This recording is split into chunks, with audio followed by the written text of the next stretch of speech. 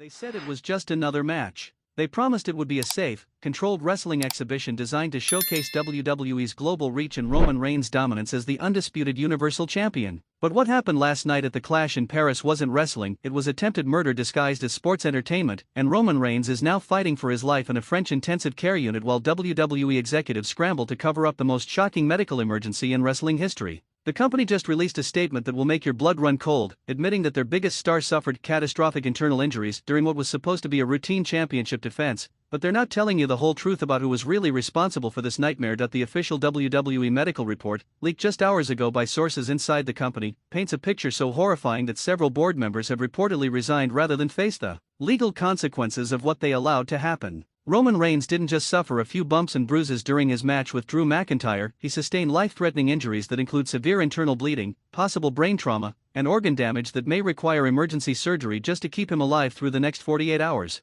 Roman's condition is far worse than WWE is publicly admitting, a source close to the medical team revealed. We're talking about injuries that would be considered life-threatening in any context, but WWE is trying to spin this as a routine wrestling injury to avoid the lawsuits and criminal investigations that would follow if the truth came out. But the truth is already starting to emerge, and it's more horrifying than anyone could have imagined. What happened to Roman Reigns wasn't the result of a wrestling move gone wrong or an accidental injury during legitimate competition. Multiple sources inside the arena confirm that Drew McIntyre, acting on direct orders from WWE executives, deliberately used illegal tactics and concealed weapons to inflict maximum damage on the company's biggest star. Drew had brass knuckles, an eyewitness backstage revealed. Not storyline props or gimmick weapons, real brass knuckles designed to cause serious injury. He also had some kind of foreign object hidden in his gear that he used to target Roman's internal organs during what looked like normal wrestling holds. The premeditated nature of the attack becomes even more disturbing when you learn that WWE medical personnel were instructed to stay away from ringside during the match, despite the obvious signs that Roman was suffering serious injuries that required immediate attention. The doctors wanted to stop the match after the first 5 minutes, the medical source continued.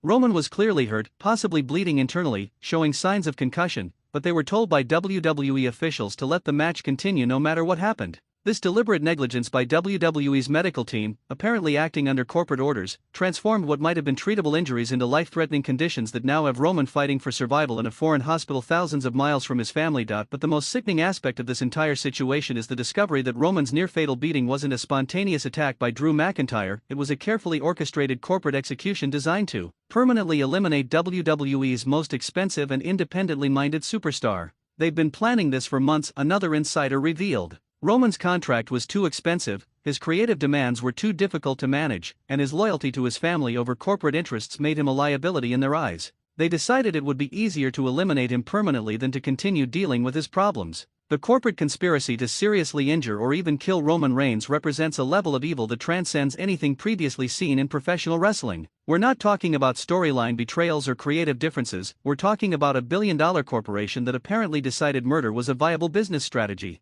The board meeting minutes from last week are terrifying, a source with access to corporate documents revealed. They literally discussed permanent solutions to the Roman problem and allocated budget for what they euphemistically called talent restructuring through direct action. But WWE's corporate conspiracy against Roman goes even deeper than simple contract elimination. Evidence is emerging that the company has been systematically weakening his physical condition for weeks leading up to the Paris attack, using tainted supplements and deliberately dangerous match stipulations to make him more vulnerable to serious injury. Roman's been complaining about feeling weak and disoriented for the past month, a close friend of the family revealed. His training partners noticed that his reflexes were slower, his stamina was reduced, and his ability to protect himself during matches was compromised. Now we're finding out that WWE was drugging his protein supplements with substances designed to impair his performance. The systematic poisoning of Roman Reigns, combined with the deliberate removal of medical protection during his match, paints a picture of corporate premeditation that makes this incident far more than a wrestling injury, it's attempted murder by a publicly traded company.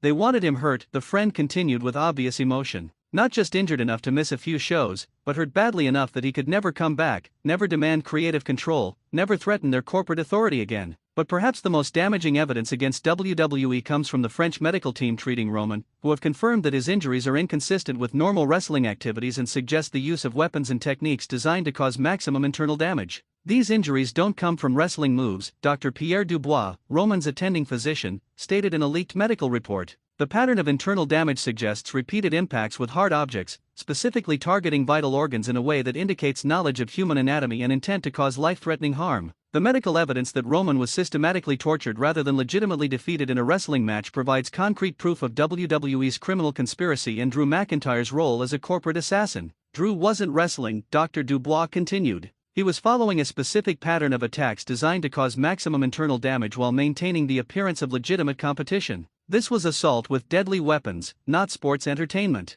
But the horror of Roman's condition becomes even more apparent when you learn the specific details of his injuries, which read like a medical textbook on trauma caused by deliberate violence rather than accidental wrestling mishaps. Roman has suffered severe damage to his liver, spleen, and kidneys, the medical report continues. Multiple ribs are fractured, his lung has been punctured, and there are signs of traumatic brain injury consistent with repeated blows to the head with a hard object. These aren't the kind of injuries that happen during normal wrestling matches, even the most physical ones. They're the result of systematic torture designed to cause maximum suffering and potential death. The most disturbing aspect, Dr. Dubois noted, is that these injuries were inflicted over an extended period, suggesting that the attacker was deliberately prolonging the victim's suffering rather than ending the conflict quickly. But Roman's medical crisis is complicated by his location in France, where the advanced treatments he needs may not be available and where his family has been prevented from reaching him by what appear to be deliberately created bureaucratic obstacles. WWE has somehow managed to get Roman declared a corporate asset under French law, a legal source revealed. This gives them control over his medical decisions and prevents his family from making treatment choices or even visiting him without company permission. The legal maneuver that gives WWE control over Roman's medical care while he's unconscious and unable to advocate for himself represents another layer of corporate evil that prioritizes business interests over human life.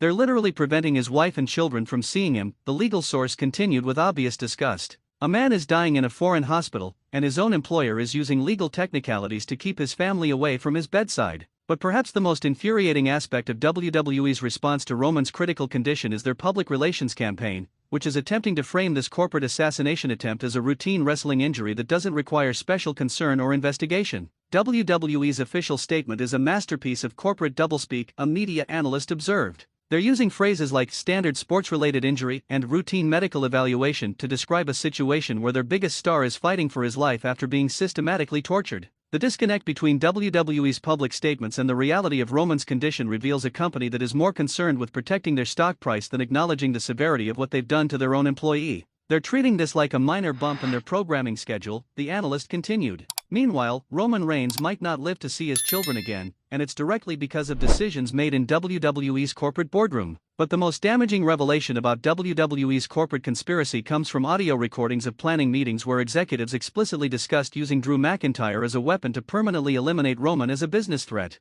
The recordings are incredibly damaging, a source with access to the tapes revealed. You can hear them discussing specific injury targets, debating how much damage they could inflict without triggering immediate criminal investigations, and calculating the financial benefits of removing Roman from their roster permanently. These audio recordings, if authentic, would provide prosecutors with direct evidence of conspiracy to commit assault and possibly attempted murder, transforming this from a wrestling storyline into a federal criminal case. They literally budgeted for Roman's medical expenses, the source continued with horror. Not to help him recover, but to estimate how much they'd need to spend on legal settlements if he died from his injuries. The casual discussion of a human being's potential death as a financial calculation reveals a level of corporate sociopathy that should terrify anyone who works for or supports WWE. But the conspiracy against Roman apparently extends beyond just WWE executives to include other wrestlers who were promised career advancement in exchange for their cooperation with the elimination plan. Several roster members knew what was going to happen, another insider revealed. They were told that Roman's removal would create new main event opportunities,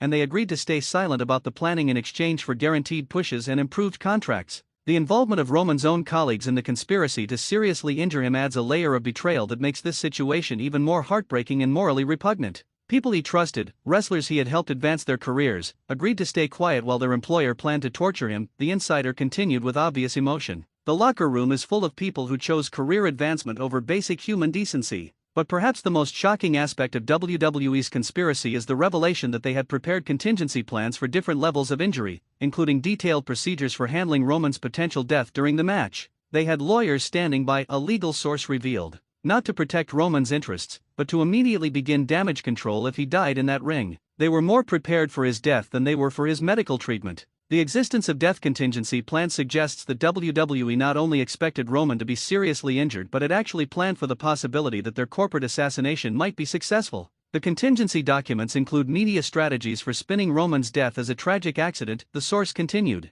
They had already written press releases explaining how this was just an unfortunate wrestling mishap, not the result of corporate conspiracy. But Roman's family has not remained passive while WWE attempts to cover up their apparent murder attempt. Sources confirm that they have retained international legal counsel and are preparing lawsuits that could expose the full scope of the conspiracy. Roman's family knows this wasn't an accident, their legal representative confirmed. They have evidence of the planning, recordings of the corporate meetings, and medical testimony proving that these injuries were deliberately inflicted. The legal action that Roman's family is preparing could result in criminal charges, massive financial settlements, and the complete exposure of WWE's corporate conspiracy to eliminate their own performers. "We're not just seeking money," the legal representative continued. "We're seeking justice for an attempted murder and corporate conspiracy that endangered not just Roman, but potentially every wrestler who works for this company. But the most immediate concern isn't legal action or corporate accountability, it's whether Roman Reigns will survive the next 48 hours and what his condition will be if he does recover from this systematic assault. The next 2 days are critical," Dr. Dubois explained in his latest medical update.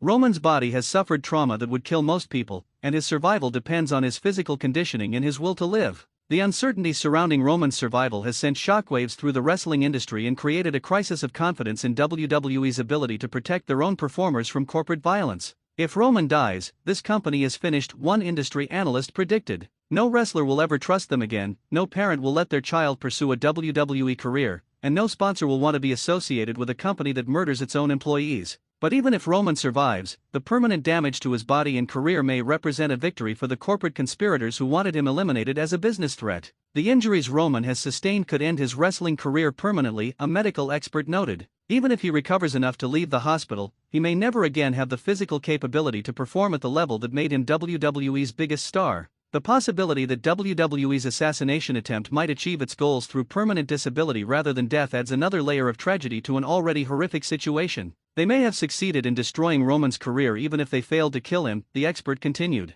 Which was probably their goal from the beginning, eliminate him as a competitive threat while maintaining plausible deniability about their intentions. But Roman's condition has also created unexpected consequences for WWE's other performers, many of whom are now questioning their own safety and the company's willingness to protect them from corporate violence. "Every wrestler in that company is looking over their shoulder now," one performer revealed anonymously. "If they're willing to do this to Roman Reigns, their biggest star and main revenue generator, what might they do to wrestlers who have less leverage and protection?" The climate of fear that WWE's apparent assassination attempt has created among their own roster could result in mass defections and a complete breakdown of trust between the company and its performers. "Nobody feels safe anymore," the performer continued. "We all signed contracts thinking we were entertainers, not realizing we were actually signing up to be potential murder victims if our employers decided we were inconvenient." But the most significant long-term consequence of Roman's critical condition may be the federal investigation that appears to be developing, with law enforcement agencies in both the United States and France taking interest in the circumstances surrounding his injuries. "This is no longer just a wrestling story," a law enforcement source confirmed. "When a publicly traded American company appears to have orchestrated the systematic assault of an employee on foreign soil, it becomes an international criminal matter. The involvement of federal investigators could result in criminal charges, congressional hearings, and regulatory oversight that would fundamentally transform how WWE operates and treats its performers. If the evidence supports the allegations of corporate conspiracy, we're looking at potential charges including attempted murder, conspiracy, racketeering, and international crimes," the law enforcement source continued. "This could result in prison sentences for executives and the dissolution of the company as a criminal enterprise." But while investigations proceed and legal actions develop, Roman Reigns remains in critical condition, fighting for his life in a foreign hospital while the company that nearly killed him attempts to control the narrative and limit their liability. Roman's survival is still uncertain, Dr. Dubois provided in his latest update. "His body has endured trauma that challenges the limits of human endurance, and his recovery will depend on factors beyond medical treatment, his personal strength, his family's support, and his determination to survive."